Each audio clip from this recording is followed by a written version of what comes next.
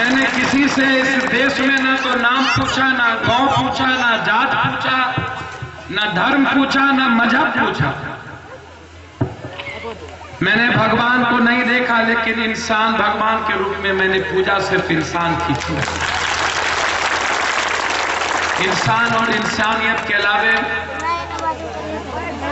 मैंने कोई दूसरा पाठ नहीं पढ़ा।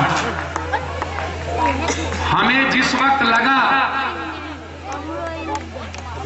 कि मेरा कोई राह कौन सा राह होगा, जब जब हम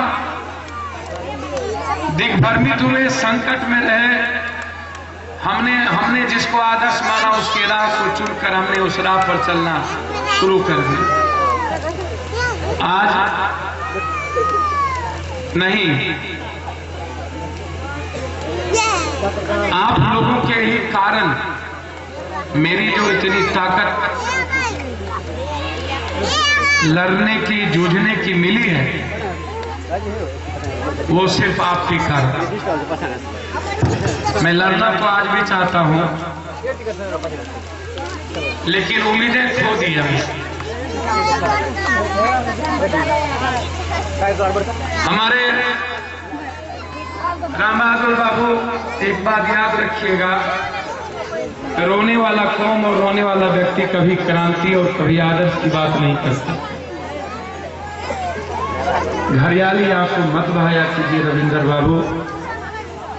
जिंदा कौम वो होता है जो लड़कर हमेशा अपने अधिकार को लेता है।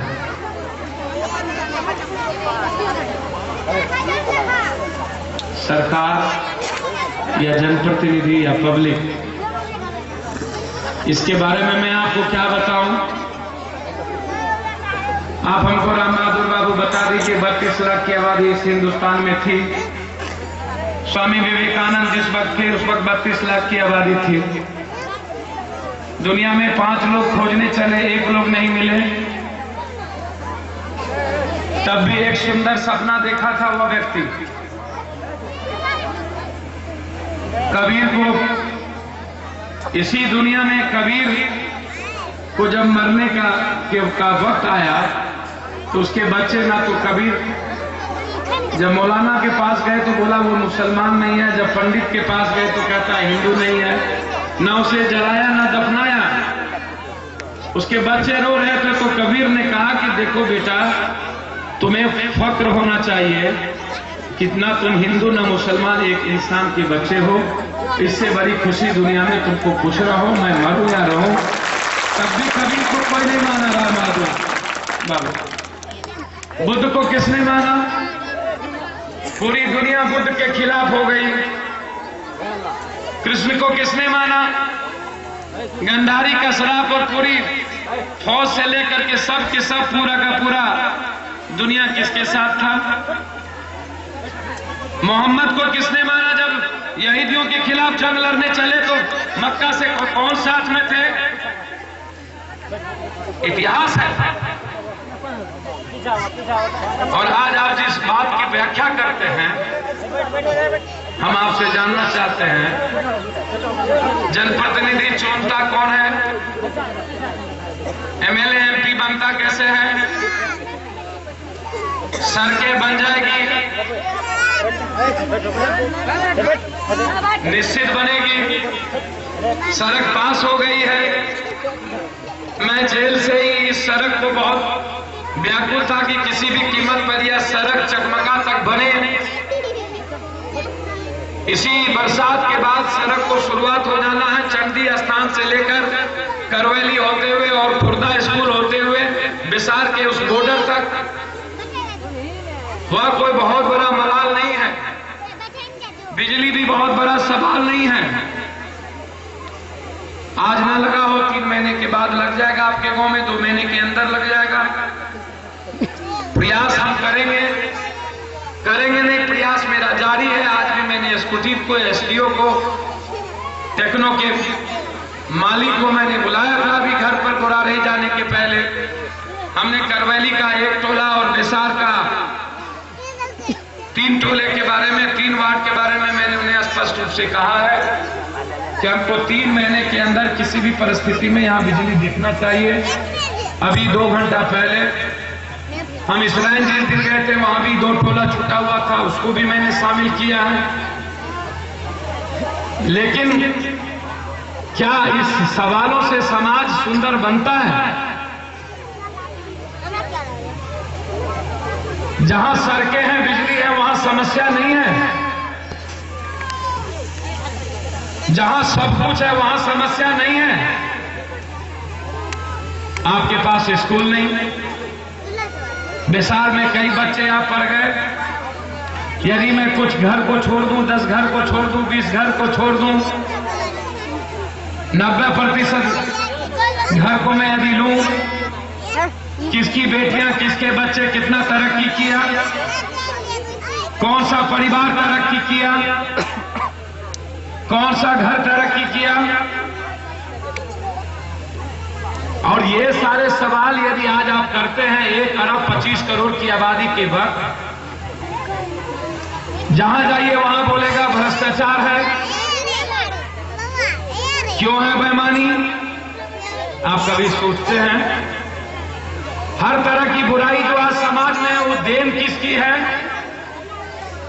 राम बहादुर बाबू ये बता दीजिए, क्या समाज का किसान, समाज के कमजोर, समाज के गरीब लोग, उनकी देन है? नहीं, छोड़ दो, आवाज ज्यादा बंद कर, बंद कर दो, हम आवाज बोल नहीं पाओ, बंद कर। हम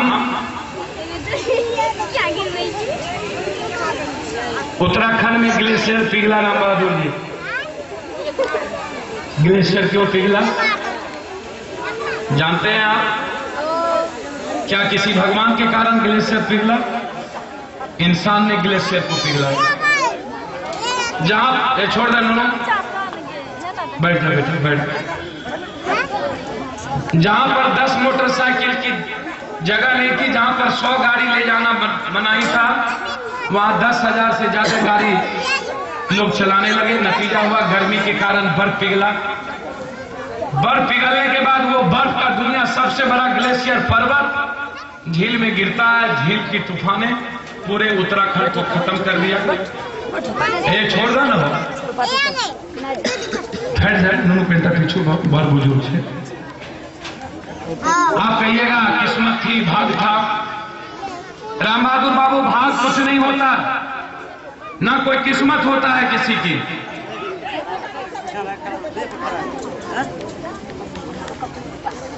भाग खुद बनाते हैं लोग। हम जैसा करेंगे वैसा मेरा भाग होगा। हम यदि हम यहां से कूद जाएंगे तो पैर टूटेगा, यदि हम आराम से उतरेंगे तो पैर नहीं टूटेगा। हम जैसा करते हैं वो मेरा फेट होता है। जबरदस्ती का फेट मत बनाइए राम बहादुर बाबू। सारे बुराइयों का जड़ इंसान है और समाज है। सारे बुराइयों का जड़। जब देश आजाद हुआ था तो आबादी कितने की थी आपको याद है? 42 लाख। सबसे पहला भ्रष्टाचार कब हुआ? नेहरू जी के समय में 2 सेक्रेटरी ने किया। उसके चलते मित्रा मिनिस्टर को रिजाइन करना पड़ा। वो सेक्रेटरी कौन थे आपको पता है? वो सेक्रेटरी थे किसी जमींदार का बेटा, राजा का बेटा, जो IAS बना था। जिस वक्त देश आजाद हुआ था उस वक्त ना तो कोई गरीब IAS था, ना तो कोई किसान IAS था, ना तो कोई दलित IAS था, ना तो कोई कमजोर IAS था, ना कोई मुसलमान IAS था, ना कोई मिडिल क्लास का बच्चा IAS था। मेट्रो सिटी में रहने वाले लोग कौन थे? जो बड़े परिवार के घराने के लोग थे वो मेट्रो सिटी में रहते थे। बेईमानी शुरुआत किसने की? पढ़े लिखे लोगों। तो बुराई शुरुआत किसने की? पढ़े लिखे या आम आदमी? किसने की? पढ़े लिखे लोगों ने बेईमानी शुरुआत की। 67 सालों में पढ़े लिखे ने बेईमानी शुरुआत की और आज नरेगा, मनरेगा, अंत्योदय, अन्नपूर्णा लेने वाला व्यक्ति सब के सब बेईमान हो चुके। सब के सब उधार का खाने वाला व्यक्ति, खैरात का लेने वाला व्यक्ति नरेगा का 100 रुपया कमाने वाला व्यक्ति 80 रुपया का पॉलिथीन पीता, 20 रुपया अपनी जिंदगी पर नहीं लगाता।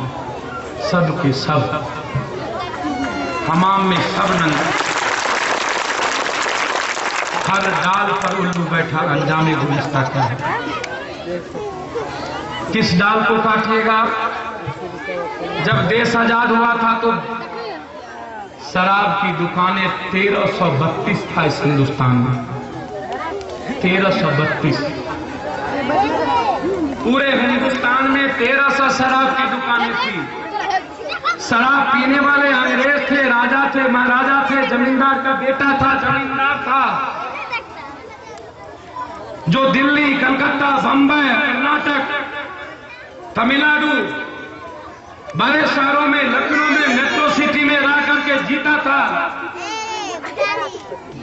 शराब, महंगी शराब पीने वाले लोग, किसान का बच्चा नहीं, मिडिल क्लास का बच्चा नहीं, मजदूर का बच्चा नहीं, गरीब का बच्चा नहीं, कमजोर का बच्चा नहीं, मध्यवर्गीय का बच्चा नहीं, शराब पीने वाले बड़े लोग थे जो इंग्लिश बोलते थे, इंग्लिश में पेशाब करते थे, इंग्लिश में पैखाना करते थे। और आज 67 साल की आजादी के बाद एक शहर में 8000 शराब की दुकान, पूरे देश में 1300 शराब की दुकान थी। 67 साल के बाद मुजफ्फरपुर में यदि 8000 शराब की दुकान है, पटना में यदि 18000 शराब की दुकान है, उसको पीता कौन है? देश का जो अंतिम व्यक्ति है, जिसको नीतीश कुमार महादलित कहते हैं, आज पीने वाले की संख्या 2 है। सब के सब पीते हैं। बुराई कौन शुरुआत की? पढ़े लिखे लोगों ने शराब शुरुआत की, और आज हर व्यक्ति के घर में शराब चला गया। जात का जहर किसने लाया इस देश में? सदाशिव ने जात का जहर नहीं लाया, उसने तो वसुधैव कुटुंबकम, हमारे आदि गुरु थे, दुनिया में उसने रिश्ते की शुरुआत की। कृष्ण ने कर्म पर दुनिया में इंसान को बांटा। एक ही परिवार में 5 भाई, काम करने वाला शूद्र,